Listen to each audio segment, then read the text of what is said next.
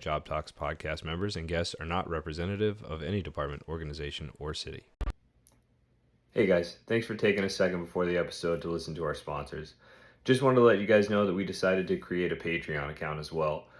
Unfortunately, producing this podcast isn't free as much as we love doing it. Between the equipment, the software, and all the editing stuff, it costs money.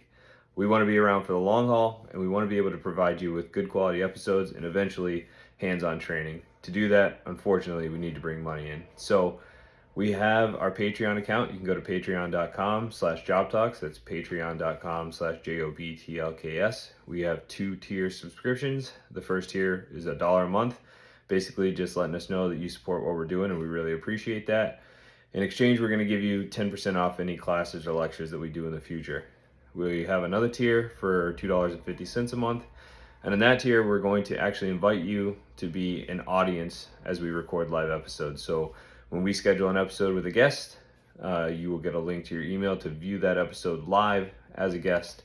And then from that subscription, we're going to pick once or twice a season somebody to actually come on and be part of the episode with us. Right now, that's what we can offer, and we hope you guys like it. We hope you'll support us. So again, patreon.com/jobtalks, and we appreciate you.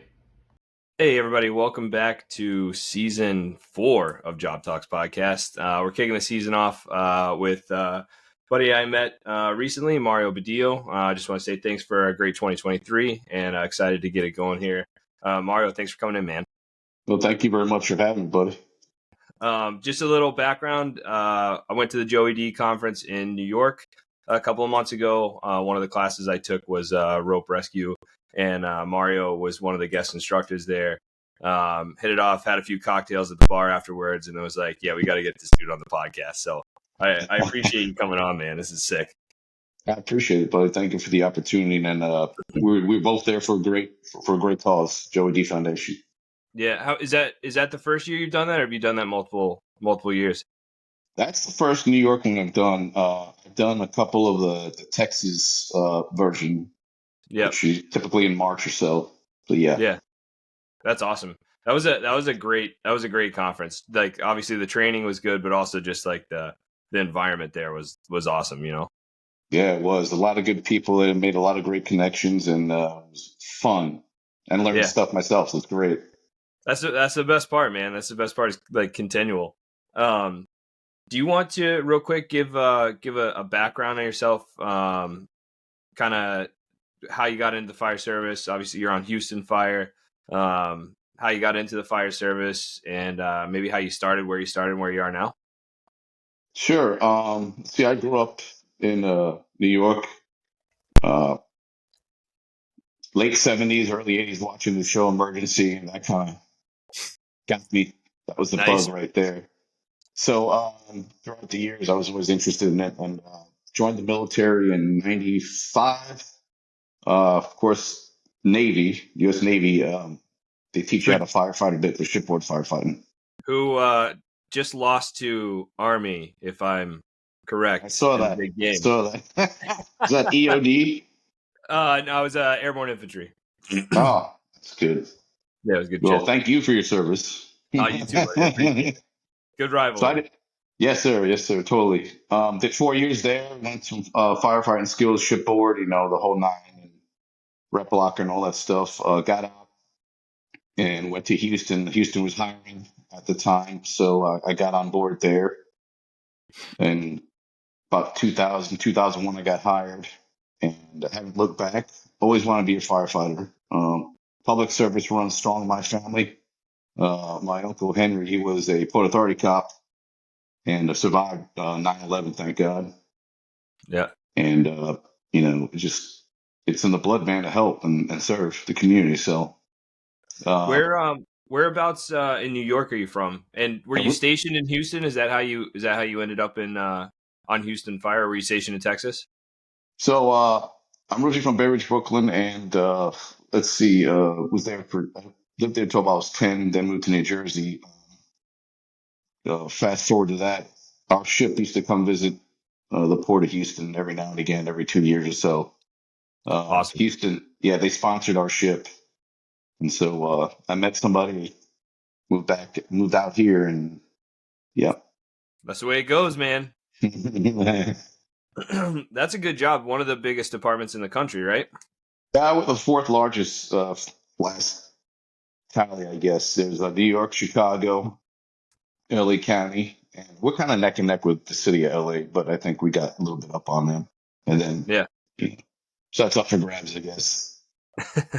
A lot of people that's don't know awesome. that we're pretty large. So Yeah, you guys are. What do you guys run for like your staffing?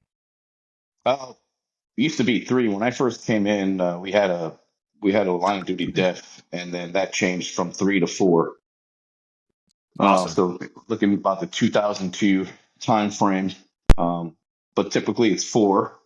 Yep. Um, and so for the rescue trucks, on the rescue truck, we do four. We used to have five, but it's down to four again. We need five. Oh yeah, absolutely. What is your department in total run for a day? Right? Over 1,000 easily. That's awesome. Yeah, That's yeah, huge. That's yeah. huge.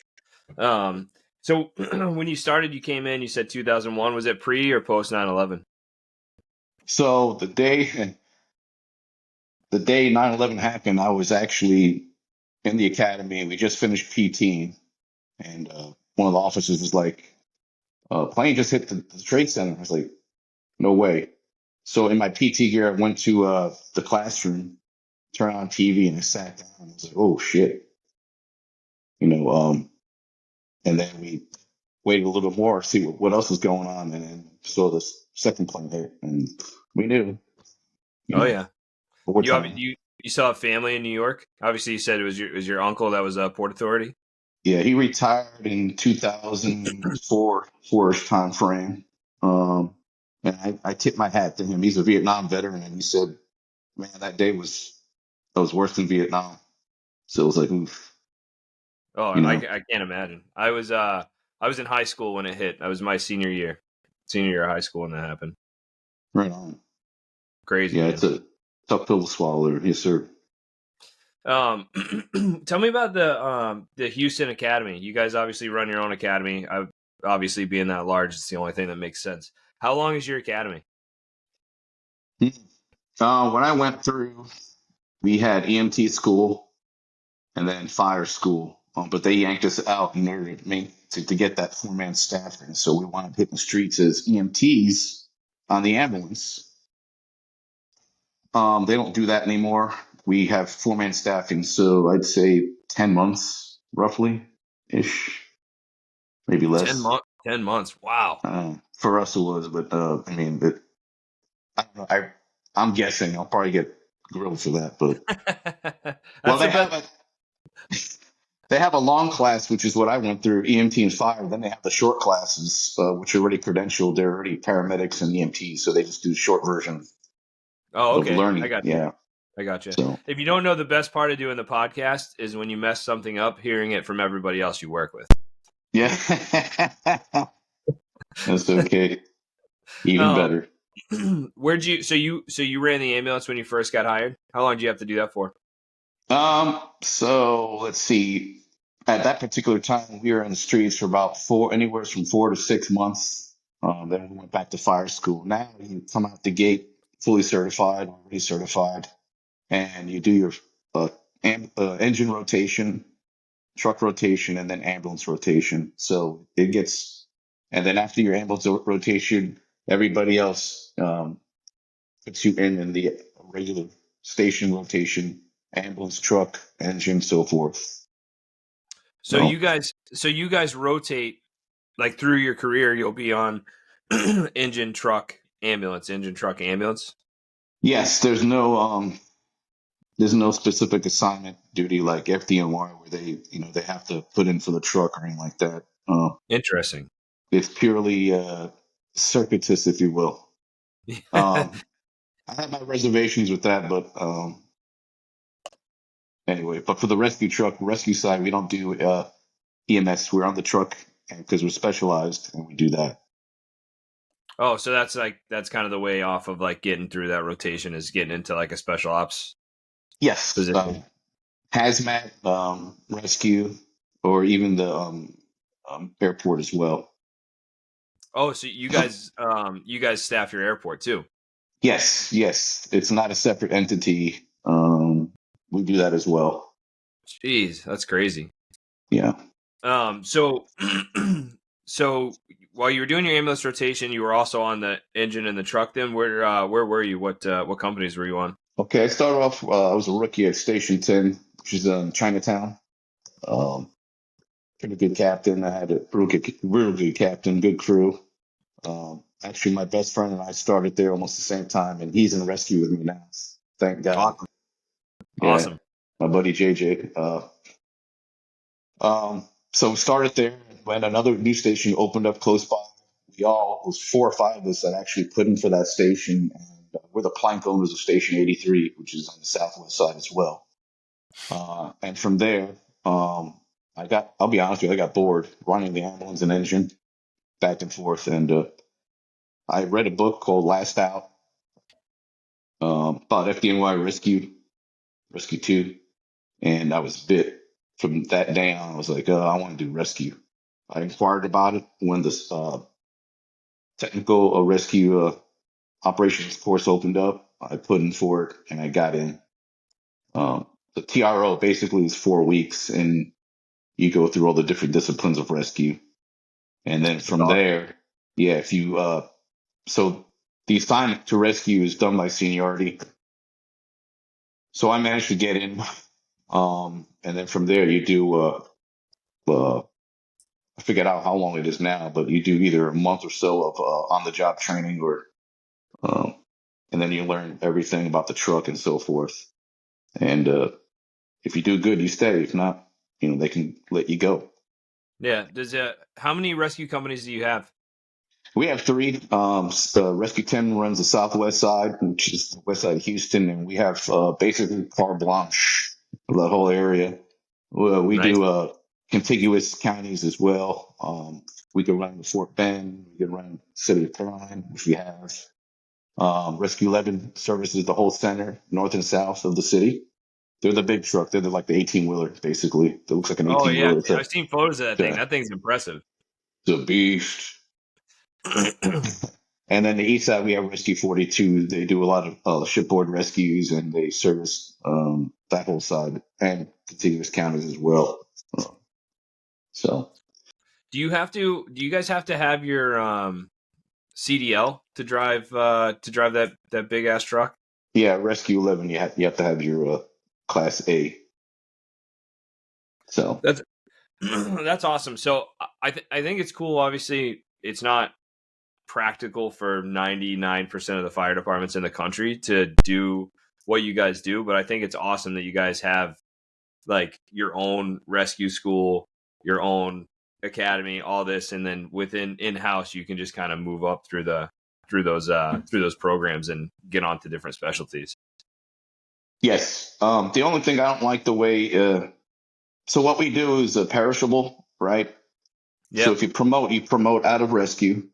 Maybe one day if you did promote, you come back in. Then Right. you got to go through your internship program again, which is fine, but at least you retain a lot of the knowledge. Just need more reps. Yep. Um, I wish we can promote within and stay within. If that makes sense. Kind of like um, the way Tier One does it in Yeah. SOCOM. Yeah. You have like a team leader. He's a captain, but he's also your rank. You all the same rank, various ranks, but kind of the way the enlisted does it Right. And and I think stay. that's common. I think that's common just about everywhere is that you end up promoting out and then kind of hope that you can get back in, if the right people leave and, there's not people ahead of you and whatnot. Do you find that you have a lot of guys that choose not to promote to stay? Yes, absolutely, and I am one of them. Hey, man, being happy in your career is sometimes a little bit more important than a couple extra bucks at the end of the day. I agree. You know, you retain that knowledge base. Um, I mean, the friendship's always there, so it means a little more, I think, to us being Yeah. together, staying together, and moving forward, and doing the same thing, having the same passion. Yeah, Whereas absolutely. being a badge, a gold brick or something, trying to promote out because you want to promote, you want to be a captain. Right. Not to say that there shouldn't be that, but that's my thought on that. Yeah, no, And I'm man, I not hear you. discounting any promotion, but I'm about that too. I think there's obviously you need people to promote, right? You need people to be in charge. the But I right think ones. it's got to be the right time for you, and not just chasing a paycheck or chasing a status or something like that. You know what I mean? Like it's got to be for the right reasons if you're going to promote. Which there are a lot of people that do for the right reasons, a lot of people that don't, and that's not unique to the fire service. That's every job, That's every job. every Yep, job in the country. So. Um, absolutely. so you've been on 14 years now as part of the special operations. Yeah, 21 in the city altogether and 14 in spec ops. Wow. So it's Is it's that is that a typical length of time if you want to do that route to go spec ops? Takes you 5-7 years to get there. so for us, the numerical number that we want is 5 years. That's the standard. So seniority plays a role in it. I think seniority should play a role to a degree. I also think job knowledge and bringing something to the table, Yeah, carpentry absolutely. skills, uh, whether it be a lifeguard or, you know, construction, and bring something to the table. Not seniority should not be the only reason why you get in and trying to escape an ambulance. So, Right. uh, Um, do you guys do that, or you guys are strict seniority? it's usually seniority, but I'm sure there's other things. I don't know how they come to it these days. Yeah. So, I can't speak on that part of it. Right. I Um, know. I know. For us, for our rescue, the captain has. We only run one rescue, and the captain has a lot of say in who goes over based on, like I said, seniority and other factors. So, and I agree. I think there's got to be a balance between seniority and bringing something to the table, and also making sure that you're stacking the company to be successful in the long term. So, absolutely, if you absolutely. if you have a guy with 2 years left, in an opening, I'm not saying not to put that person there, but that's not setting the company up necessarily for long term success. Because then you're just gonna have to rotate somebody back in a couple of years. So I'm definitely of the same mindset. I think seniority is important, and I think like respecting like our senior men and Hmm. women is important. But I think also like especially on a specialized company, bringing in the right people makes sense to me. I agree, 100%. So you do. I see your shirt, and you said you work for Triad Rescue on the side too. So in addition to working on the rescue, you kind of keep up some of your skills working with those guys. Oh yeah, and I think in general, teaching it on the side elsewhere keeps you sharp, not only for you Yeah, but for your guys as well. You can always bring something back and show your guys. right. But yes, yeah, I do that on the side. Swiftwater Tech Basic and boat operator as well. Oh, boat operator too. Hmm. I mean, that makes sense. Navy kind of fits in with that. Yeah, we have fireboats too, and I just switched from boat operator to the dive team. Oh wow, But nice. I love running boats, man. I really love running boats. I grew up down in Florida, so I'm a transplant too. I came Oh up for yeah, the right same on. came up for the same reasons as you. You know what I mean? And fell in love with it up here and stayed. But it's nice. I think it's nice to have those opportunities. You know what I mean? That's like one of the things I think with like I'm not on a big department. I'd say I'm on like a medium sized department, but on some of the larger departments, having the ability to like cross train into some specialties is awesome because it really keeps the job dynamic. You know what I mean? Absolutely. You don't want to stay bored. You want to stay sharp. Uh, be hungry. Um, and that's why Absolutely. I do this on the side. Plus, attend other trainings outside of department, whether it be man versus machine or even just helping out with Joey D and all that. So, um, Yeah. Do give you give do something you back. teach with Mike outside of like Joey D? No, no, no, I don't. Mike's got his own thing. But we all join up together for this Yeah. common thread type thing, and it's wonderful. So Mike's coming on the podcast too. So for you guys that don't know, Mike O'Hare is the training captain for special ops for you guys, right?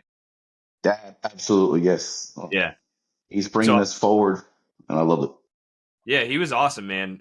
So also met him at the Joey D conference, and was actually supposed to record an episode with him tomorrow, but I got asked to pay back a swap I owe, and Dude, don't like saying no when you owe somebody. You know what I mean? absolutely. So I asked him if I could reschedule, and he's a pretty amicable guy. So um, I'm excited to have him on too. So um, obviously, like everybody has defining moments in their career, and one of the things that I thought was really interesting and wanted to talk to you about is that you were on duty for the Southwest Inn Fire in Houston. Yes.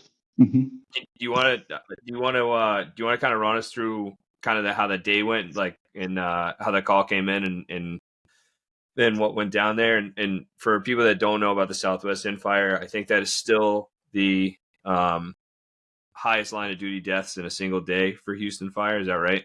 Yeah, that's 100% true. Yeah. So I'd love to hear. Obviously, when it comes to stuff like that, anything you don't feel like sharing 100%, but I always believe if there are lessons that can be learned, you know what I mean. That's the best thing we can do for the people that don't come back. So I'd love to get your take on the fire and what you saw and what you learned from it. Sure. So we're at the station, and then we had to do some running around and stuff like that. So I had to go to the bank so I could get some cash to pay for the day, our meals. We go inside. I go inside the bank, have my radio on, trucks outside, and I hear a call drop. Have fire, heavy fire. Um, I don't recall exactly what was said on the radio, and I knew. And then I see the lights go on from inside through the windows. Yep, I gotta go. Ran out, get on a truck, and we start heading towards the southwest end. That our initial dispatch. Well, as we're en route, we got another dispatch. We got double dispatch basically by OEC telling us to go to another fire. I'm like, okay, what the hell? We're getting dressed and everything. And my captain made a call to OEC. He's like, where do you want us to go? And OEC made the call to send us to the southwest end. So we jump on the beltway, head south so we can make our turn on 59. And that's where we heard the Mayday. And then all that smoke that was up that we had seen, because you can see the column, big column from where we're Yep. at. We made the turn. Pretty much as we were making the turn, they called the Mayday, and then all that smoke just covered 59 and 59 going north and the feeder road. So there was so much traffic. So we got off the feet onto the feeder, which is basically a parallel road that runs through the freeway. Got there. Took us a minute because of all the traffic and it's getting hard to see all that smoke. We pull up on the curb and we report to Chief Burgess. He was District 28 at the time, and he told us, "Go talk to Captain McAfee. He's over there. There's we got people trapped." And then that's where it was like, "Oh shit." Um, Hearing the Mayday is one thing, but then hearing people trapped is another. It Yeah. adds a little more sense of urgency and stuff like that. Anyway, we had our pull on our truck. We had the pull out um, tray basically for the air packs. Yep. And I don't care what anybody says about the clean cap thing. That takes time off of what you need to do. So anyway, sorry, it's my little. Hey, man, Anyway, I'm with you on it. um, so we get air packs on. We report to Cat McAfee and said we got one right over here. Um, so there was an active firefight right where there was a window that we went to. A lot of smoke, smokes down everywhere, and fire coming through the top. We had to get an engine company to help put that fire out. My captain and my partner um, went inside uh, the window, got in, and we had saws. So we basically handed them saws, and they started cutting the top, cutting the rafters to get a good view and so forth, and see if they can lighten up that load. Of course, all the still saws died because they were choked. All that smoke. Um, they came out. I went in, and so did Kevin Matheson. We found Captain Bill Dowling. He was several feet inside. It was basically a lean-to collapse, it seemed like at the time. And he was trapped between that lean-to and like this a table. Yep. And it was like that much room if you follow the triangle, the very end of the triangle there. Anyway,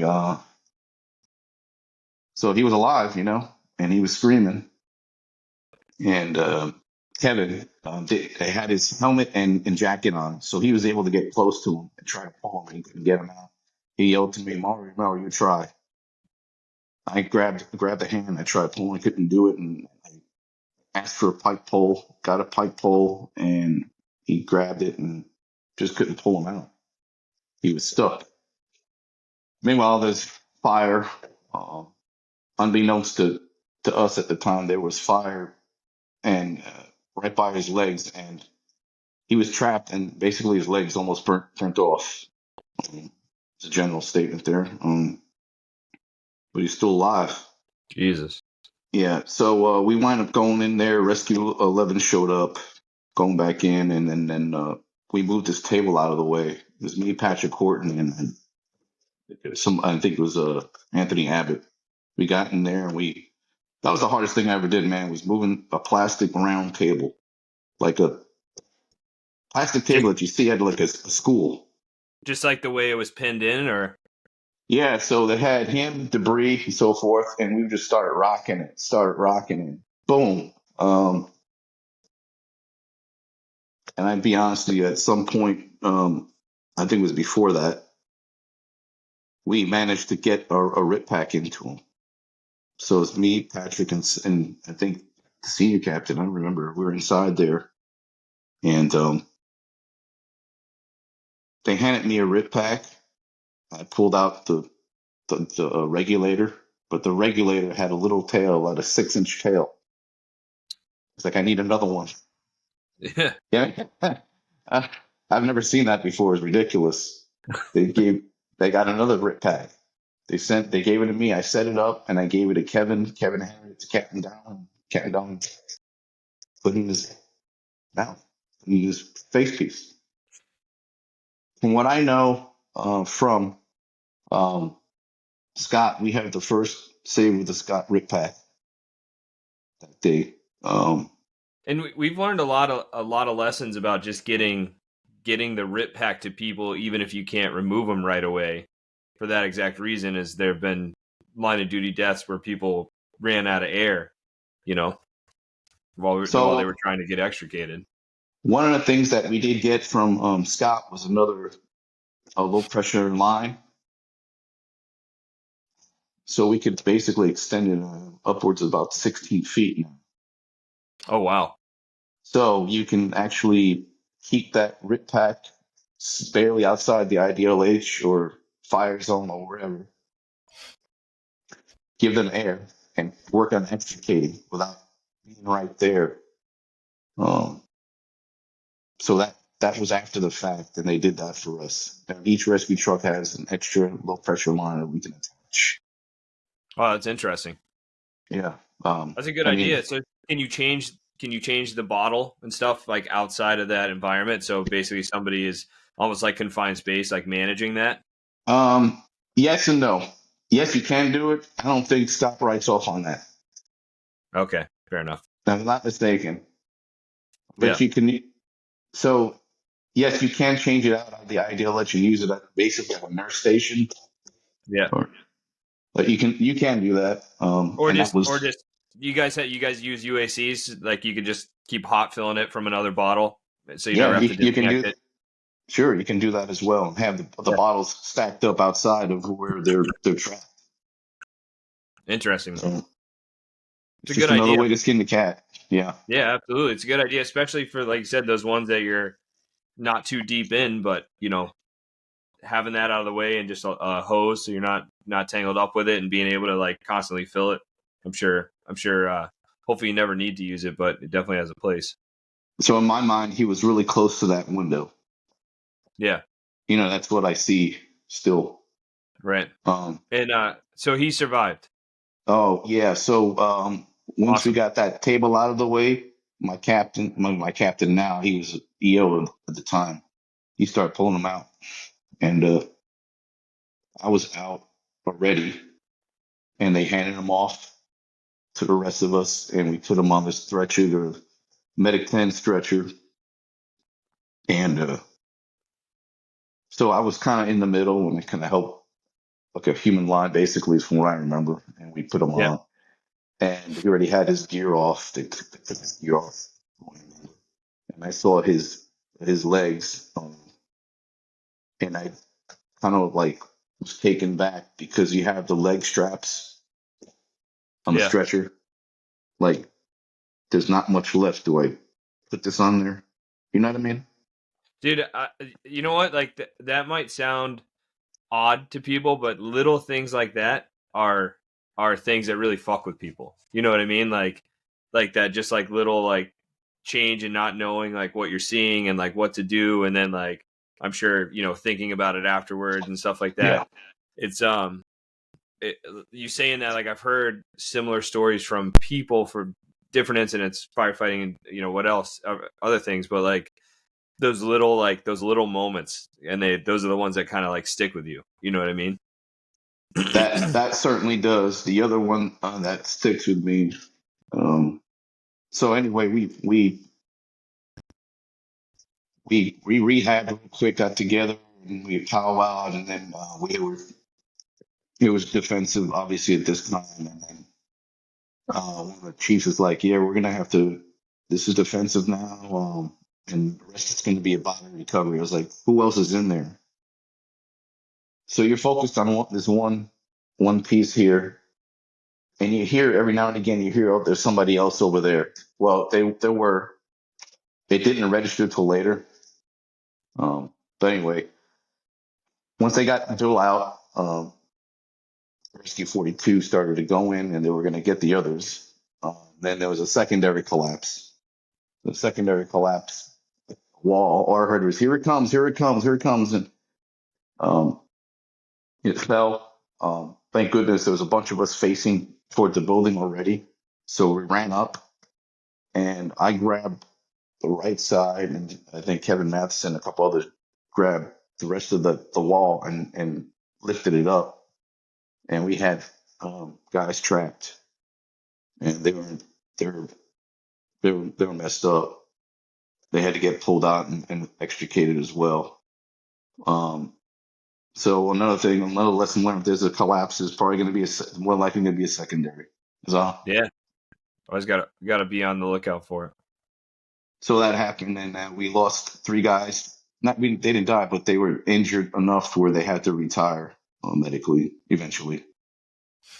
Man, you So never know when that day will be either. You know what I mean? Like whether that day that you're the one in the collapse or that day that you're the one called to try and mitigate the situation. And I imagine that's a career defining moment. So that was 2013, right? So 10 years ago. yeah, Yeah. there's a lot of guys that did a lot of things, and I'm still learning about it that were like individual acts of heroism. It was a collective.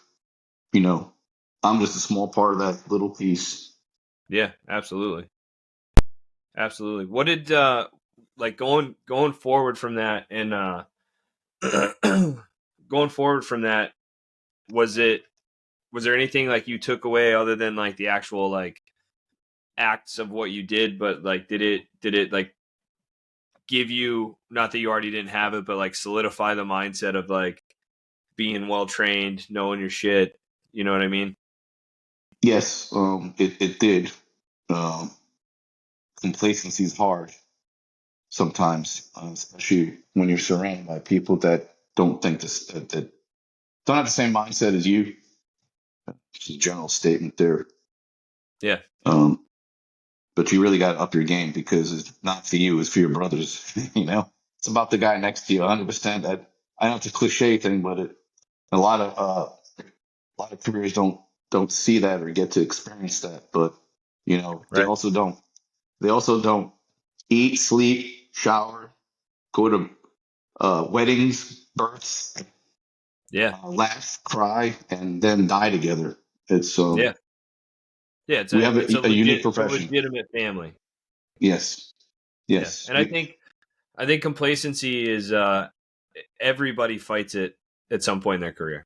Everybody absolutely. does. And I'm guilty of it as well. So, Yeah. you know, I yeah, think like the number one thing to do is just recognize that everybody can be complacent and, recognize when you are being complacent. You know what I mean?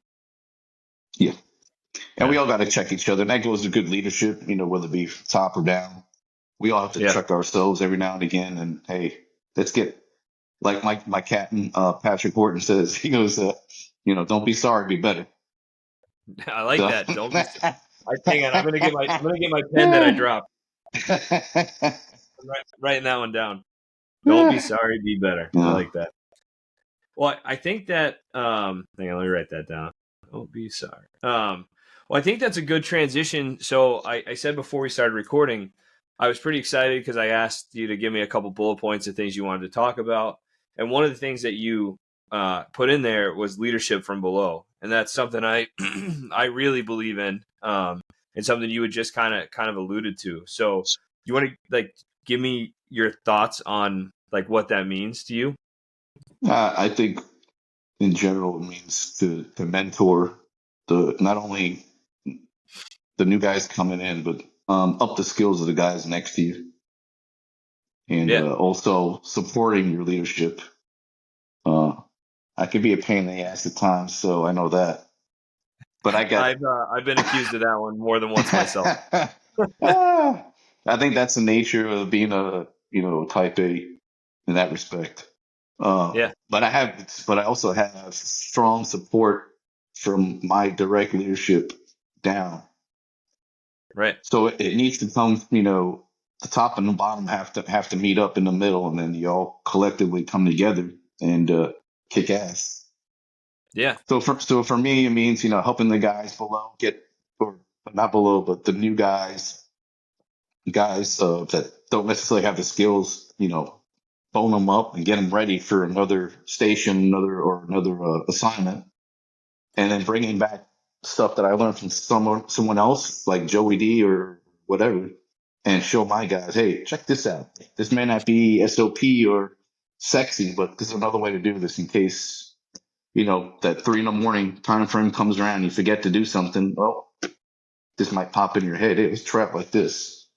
yeah, absolutely. So I think there's I think there's something important, and like the senior man in the fire service is like this mythical position, right? Like everybody has this kind of great respect for the senior man, and for me, like the reason is that leadership from below. I think it's important to have people who are peers. You know what I mean? Like having your officer is one thing, and obviously they're the leader of your group, and they're kind of ultimately responsible for your group. But having somebody that's a peer that can show you things that's on your level that you can, feel comfortable. And I think that's a big one. Feel comfortable going to and be like, hey man, how do I do this? Like I don't remember this. Or like, hey, this didn't go quite right for me. Even if nobody else saw it, having that like relationship that they can come up to you and you're not a boss, you're a peer and you can share knowledge and like build. Like I think that's a hugely important piece of the fire service. I I mean, I agree. think in I any agree job, but huge in the fire service.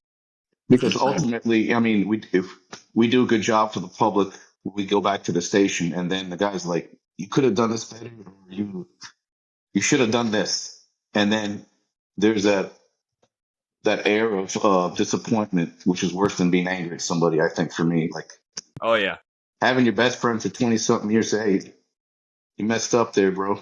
So, you take it more to yeah, heart, and you better yourself. and I So think that's that's huge too. Is like having people that, and again, I think that's where that like being peers comes in. Is having people that'll be honest with you. You know what I mean? Like having yes, people that will tell you, hey, bro, you kind of messed that one up. You know what I mean? Like, let's fix it or figure it out or whatever the case is. Or like I said, the other way, like having a call, and again, even if nobody sees it and you feel like something went wrong, being able to go to that person and be like, hey, I think I did something wrong here.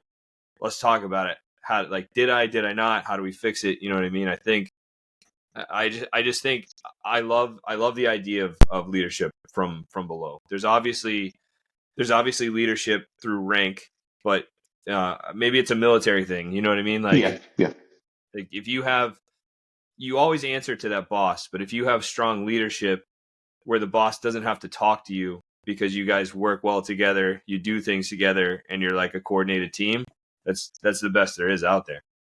I agree. And so for us, it's unique the fact that we don't have that, E1 through E9. The senior guy is basically the NCO. You know what I mean? Yeah, And basically, the NCO is kind of just like chiefs in the Navy. They yeah, run the Navy. yeah, absolutely. So and that's where there's a separation for us. Usually suppression. You have your captain and everybody else, and they kind of follow the captain unless they have a really good uh, crew. Which thank God I'm surrounded by that in my district, 68, 51. Good Yeah, people. And but other places it's not so much. The captain, hey, we're going here. You do, and they just ducks in a row, and then they have this. You yeah. know, I think that's something I don't want to say that's unique to tech rescue, but at least is echoed over and over again in tech rescue is that everybody has a thought process and a way of doing things, and like yes, having an entire team that can think critically leads to better outcomes. I agree. We all have buy-in. Um, we all have say. The captain doesn't like it. We don't do it. We revert to my partner's plan, or you Yeah, know. And that's the thing about tech rescue. We need A, B, C, D, and sometimes E in the back of our minds. So there's right. that. And I think they said that like everybody has to be able to critically think. You can't just follow the leader all the time. And that should be again like that should be throughout any company. But I feel like that's really I feel like when you talk to people that do tech rescue, it's something that almost everybody that's in does tech rescue echoes. You know what I mean? And Absolutely. um and like so I think again that's like a good transition to the other bullet point that you mentioned to me is talking about continual learning, like always learning. Yeah.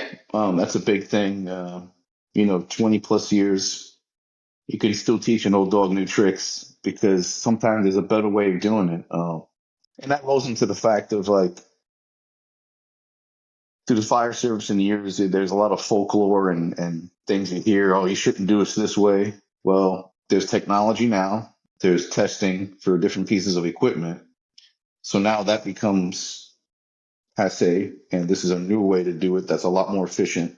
Or the technology's there. We have different ropes and so forth. So you need to keep up with a lot of stuff.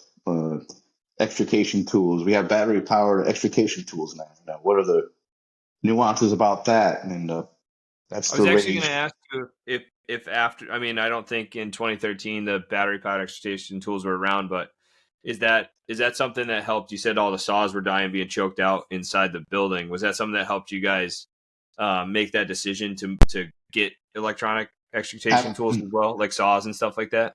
Down the road, yes. When they became available, yes. Yeah, So we do we carry two different brands. One circular saw, which is battery operated, and the other one's going to be a chainsaw and has its uses. But we also carry stills as well. yeah, We didn't have any of that available. We just went to Electron eTools not too long ago, a couple of years ago. yeah. I mean that's definitely a recent development. With like actual extrication tools like the Hearst Jaws of Life and all the other brands, and then now like I said the battery powered chainsaws, rotary saws, the whole bit. So, and It's all getting I better. think you're what's that?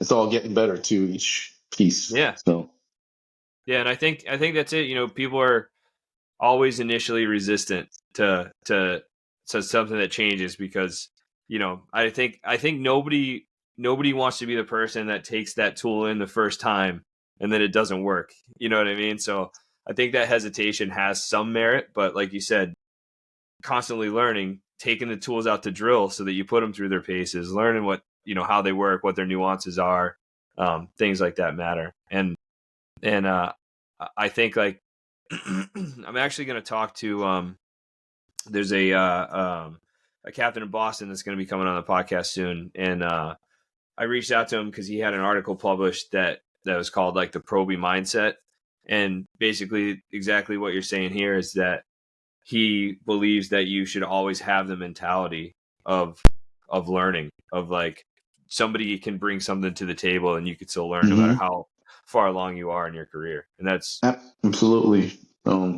Each of us in our collective lives has different experiences that that somewhere down the line can be useful to the team effort. So we can't discount just because a new guy, or old guy, he forgot more, But we all carry something we can bring. yeah. And I think that when you I think it all just ties in, and I really love this topic. But I think that when you believe in, like, leadership from below, it builds a culture of listening to people who are above and below you, who are older and younger, newer on the job, older on the job, and actually being open to people's ideas and opinions. You know what I mean? And if like you can bring all that together, man, I think you make some really, really good crews. I agree 100%. So each of us has our strong suits and weaknesses. We're not perfect. And I think Right. with that, if you find something, you bring it to them. Hey, what do you think about this? And they'll work on it and make them better, and make us better as a whole. Yeah. So yes. Yeah. Absolutely, man. Well, that was awesome, dude. Always, like, when I do this, it's surprising to me how fast the time goes by. You know what I mean? Like 45 minutes, an hour goes by like that.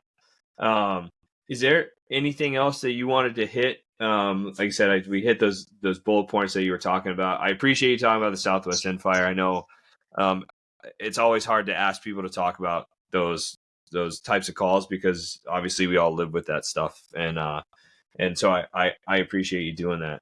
Um, Thank you. but is there anything I like to ask people, like, wrapping it up and winding down, um, like, to give like something, so give like a tip or a training tip or like a piece of advice. Do you have anything that you could leave us with? Spay and neuter your pets. Love it. Okay, I got one. Um, sorry, That's that's gonna from be the that. title of the episode. I Spay and neuter know. your pets. That's from that. Was it fireman versus Jake? Fireman versus policeman. Oh Jake yeah. and Oh yeah. The that nut puppets. job. Yeah, the puppets. Yeah, dude. That's great. I haven't seen that in forever. Cool. Cool. uh, don't be complacent, and always try to learn. So Yeah, man. And, always and learn. I think that's it, man. I think, like, I think that's kind of the overarching theme of this conversation is I like that you said, like, recognize your weaknesses. People don't like to admit that they have weaknesses. You know what I mean? And Hmm. you might be the rope nerd. You know what I mean? But this guy might be the hazmat nerd, and you might be okay in it. But if that guy's around, use him. You know what I mean? That's Like, right. use his brain. You know what I mean? Like, use your brain for the things that you're strong in. And I think, like, it's not about it's not about the individual, right? It's about the team, about the mission. So if you recognize where you lack, obviously you train and try to bring yourself up, but there's always going to be somebody that is a little bit better than you somewhere, and And I love that. knowing That's when and awesome. where to use those skills, man, is super important. I love hazmat nerds because there's something I have to know. Let them do it. Absolutely, man. Nerds are important in life. Nerds are important. um Don't be sorry. Be better. don't There be you go. sorry, be better. That actually is going to be the real title of the I episode. like Don't be sorry, be better. Spay and neuter your it. pets. Mario Badillo, Houston Fire. um Well, awesome, man. I appreciate you taking the time. And like I said, I think I tell everybody, and probably every episode it's in there somewhere, is selfishly one of the best parts about doing this podcast is getting to like sit down, meet, and talk with people, and like do that continual learning, always learn something, bring a piece, and then just the networking, so I think it's personally think it's really cool that you can go to a conference, not know anybody, leave there, and end up on, chatting, shooting the shit for an hour on a podcast, man. Man, it was a Nothing like pleasure the to. American Fire Service. That's right. It was a pleasure to meet you, and thank you very much for this podcast. We appreciate you. Awesome, man. I'm gonna stop the recording, but you can hang on, and Okay. once it's done, 1 second. Okay. Thanks for joining us, guys. Thank you again for an awesome 2023. We're kicking off 2024 with Mario Badillo, Houston Fire, and we will see you in 2 weeks.